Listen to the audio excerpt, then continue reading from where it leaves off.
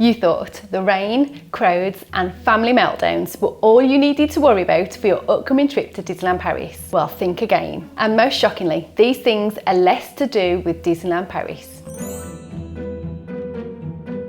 Something you wouldn't expect, but happens a lot. Leaving your phone someplace obscure. Although our phones seem permanently attached to us, in reality they aren't, and can get easily lost in Disneyland Paris if you're distracted or just not careful. This isn't isolated to just particular areas in Disneyland Paris, but everywhere. You could leave your phone in a restaurant, in the bathrooms while you pop it on the side to wash your hands instead of popping it back into your bag, on the pavement after you've sat down to watch a parade, or even on the shuttle bus on the way back to your hotel after a long day in the parks. If you find that you've lost your phone, start by retracing your steps, if you can, and ask a cast member if they've had a phone handed into them. Cast members will hang on to certain items for a short period of time before turning them in to guest services or lost property. Still no luck after a couple of hours, head to guest relations to see if they've had a phone handed in, and they will always give you advice on what to do next.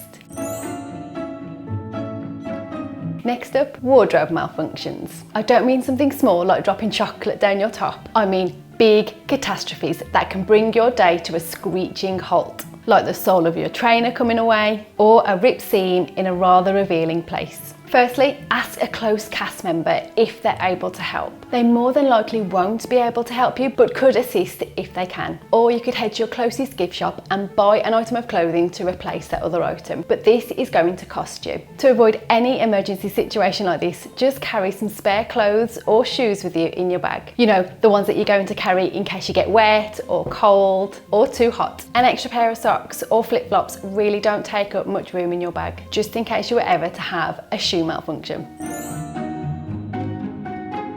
Traumatizing your children. Yes, some rides in Disney can potentially scare your children. Phantom Manor can be a little bit spooky for little ones, especially the scene in the lift when all of the lights go out and it's just the sound of thunder and lightning. It goes completely dark, so can be a little bit spooky. Plus there's that scary dog as you're coming backwards down one of the levels. Just to your left, that dog's pretty mean looking. Hyperspace Mountain is pretty fast and also in the dark. And as strange as it sounds, the Snow White ride has a scary element to it. When the evil queen is looking in the mirror and you see her beautiful reflection and then she turns around to reveal the spooky old hag quite quickly, can make your children a little bit scared, and did make my twins jump the first time they went on it. And don't forget, the Tower of Terror has quite a spooky queue, let alone those terrifying drops. However, my youngest twin absolutely loves this ride and goes on it with me over and over again, and she loves it. But my oldest twin and my partner, it's a one and done for them. Now this is just a handful of rides that could potentially scare your kids. They're all completely different and may be scared of a ride that you just didn't expect at all. You know your kids. Aim for rides that are age appropriate and just take it from there. There are loads of point of view videos on YouTube which will show you all of the rides in Disneyland Paris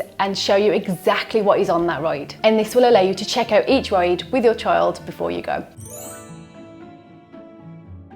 Literally passing out in the parks, and this happens way more often than you think. It can get really hot at Disneyland Paris in the parks, and if you're out really enjoying yourself and just forget to not drink enough water, you can become really dehydrated, not be aware of the signs if you've never fainted before. Your eating and sleeping schedules are all different, and you're on the go all day. To help avoid this happening to you or others in your group, Disneyland Paris are totally fine with you taking food into the parks. They also sell some incredible snacks and have loads that don't cost a small fortune. You'll also find water fountains dotted around the park where you can refill your own water bottles if needed. So keep that refillable water bottle in your backpack. If you feel like you are going to pass out, head to the first aid centre as quickly as you can or locate a cast member, and they will escort you to the first aid centre and are completely trained for all these situations. Wheelchairs are also available if you need to hire one.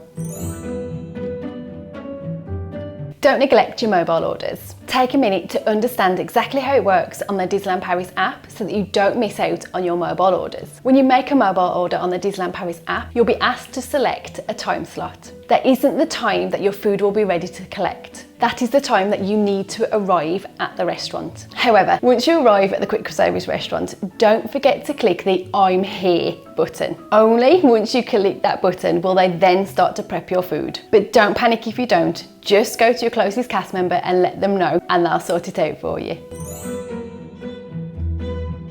Bathroom emergencies can spoil your day. A full bladder can spoil a show that you've been so excited to watch, a ride that you've actually queued 2 hours to get on, or the fireworks when you're stood in the central hub in front of Sleeping Beauty's castle and there are hundreds of people around you, and then you've got to try and work your way through that crowd to get to the toilet and then find your group on the way back. It happens to kids and adults alike. It's easy for me to say, go to the toilet before going into the show or hopping on a ride, but sometimes it's not that simple, especially if you're not accustomed to all of that food. If a bathroom emergency hits while you're in the queue to watch a show or hop on a ride, as you exit the line, let a cast member know what's happening and they'll either be able to escort you back to your place or let you back into the line without people thinking that you're just cutting in. So did some of these points leave you cringing? Me too. Good thing we addressed them now, so you don't have to learn about them while you're in the park. If you did find this video useful, please go ahead and give it a big thumbs up and please consider subscribing, and I'll see you again soon.